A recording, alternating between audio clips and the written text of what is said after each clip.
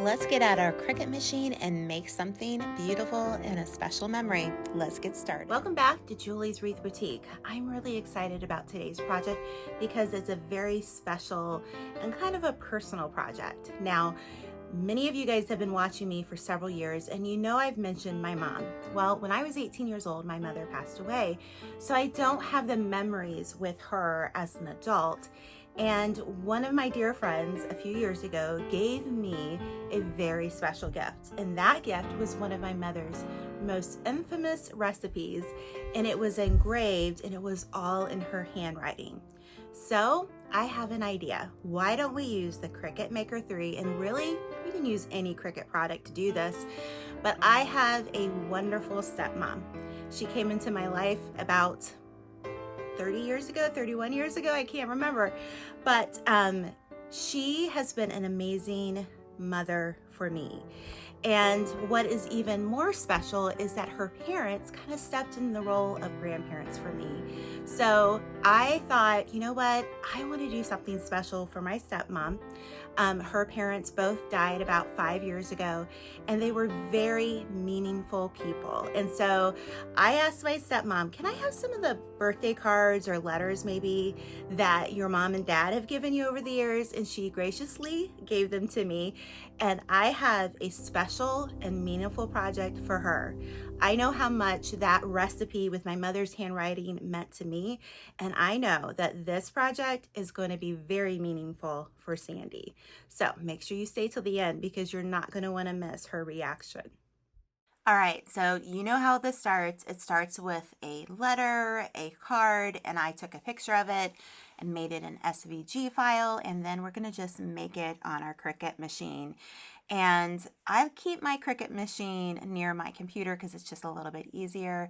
And I love this project because it's just a little bit outside the norm. There's no different fonts that I'm going to use, but it's actually my grandfather's handwriting.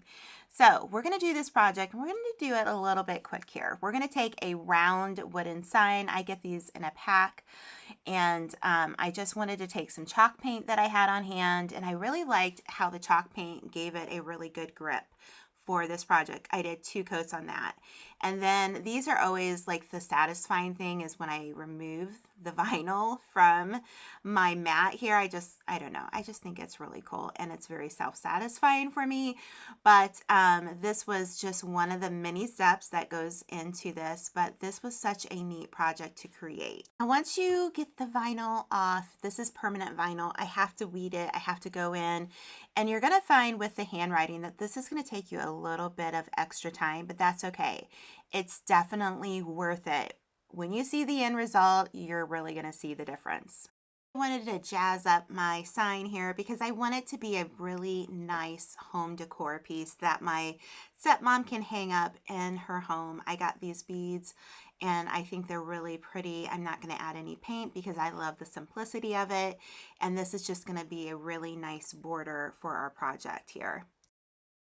At this point, I get some of my transfer tape and we are going to use this over our handwriting. I still can't believe that I was able to cut that with my Cricut. It's just so beautiful.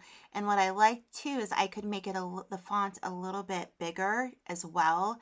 And that way you could read it a little bit nicer. This was, of course, in a card that my grandfather gave my stepmom probably maybe even 10 years ago. So this was just such a special thing to do.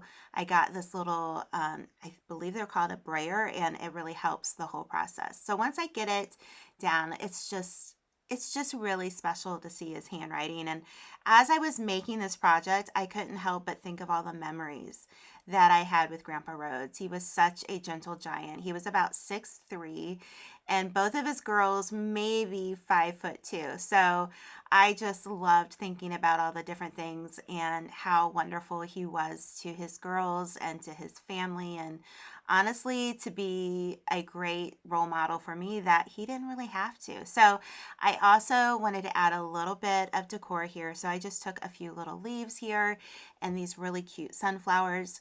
The very top, Sandra, it says up there, that was on one of the envelopes, and I thought that would be a nice special touch to have that in his handwriting as well. So I just took the time. You can add as much decor or as little as you wanted to. I also add a little bit of ribbon at the very back of it so that we could hang it. So one of the things I did to even make it more special was I signed a little message for her. I'm at my parents' house and I've got the sign and I hope she loves it. This. Uh-oh. Looks like they need a new wreath for their front door. Yeah. Sandy, I'm here. I have something for you.